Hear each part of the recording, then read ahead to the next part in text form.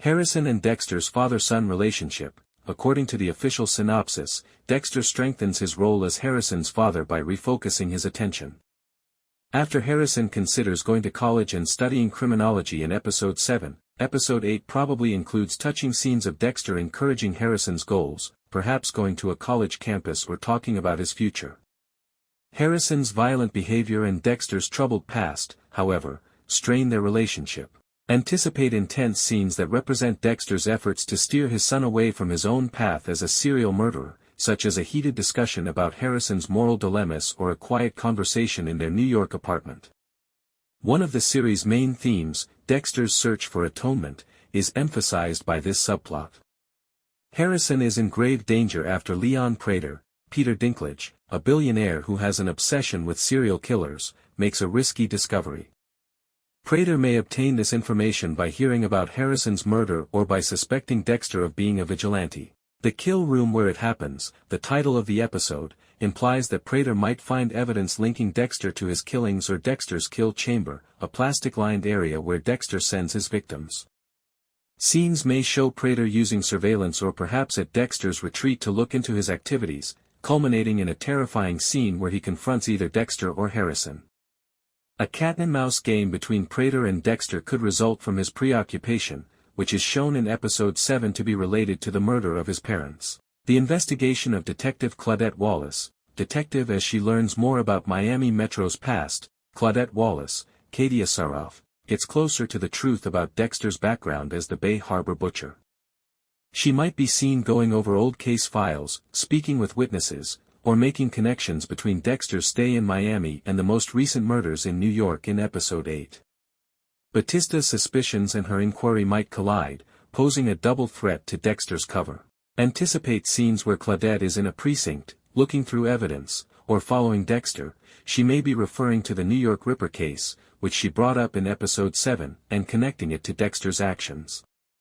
In the closing minutes of Episode 7, Angel Batista, who is currently a Miami Metro captain, is pursuing Dexter after placing a tracking device, an AirPods case, in his vehicle. Batista may follow Dexter to a death location in Episode 8, possibly catching him in the process, as suggested in an X thread.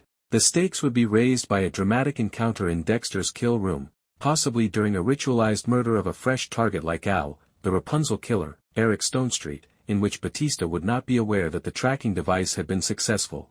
The title alludes to a crucial moment in Dexter's kill room, which is a defining feature of the series and where he faces his victims. Dexter might target a new serial killer, like Al, or another person from Prader's collection, such as the Gemini killer, who was executed in Episode 7. A tense confrontation or escape attempt may result from Batista or Prader interrupting the death room scene. Anticipate painstaking preparation, plastic sheeting, cuffs, and Dexter's trademark monologue, shot in a cramped, dimly lighted environment to heighten suspense, juxtaposed with the chaos of discovery. Dexter's exposure risk, Prader's finding, Claudette's investigation, and Batista's tracking combine to form a perfect storm that jeopardizes Dexter's anonymity. Dexter's meticulously planned life in New York is about to go apart in Episode 8, which is set to be a watershed. Echoing the high-stakes suspense of the Trinity Killer arc in the original series, Dexter might be forced to escape or step up his killings to eliminate threats in response to a possible arrest or public exposure. Harrison's risk, Prader's knowledge of Harrison, possibly proof of his murder, puts him in danger of facing legal repercussions or becoming the object of Prader's deranged curiosity. Harrison's moral struggle between opposing violence and adhering to Dexter's code may be explored in this subplot. Harrison might go closer to or farther away from Dexter's route in a scene where he encounters Prader or finds out about the threat. New York's criminal underworld, the show's New York setting creates a gritty metropolitan backdrop. Events in Episode 8 most likely take place in Prader's lavish retreat, dingy warehouses, or dim alleys.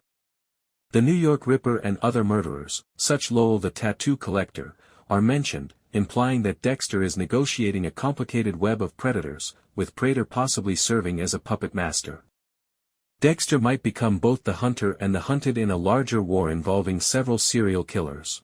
Emotional and moral stakes. As Dexter struggles with his multiple identities as a father and a killer, the episode strikes a balance between action and reflection. His desire to kill and his attempts to protect Harrison clash, and Batista's pursuit brings back memories of their previous friendship, which furthers the sense of betrayal. The narrative is driven toward the season's climax by the moral dilemma of whether Dexter can redeem himself or is destined to repeat his cycle.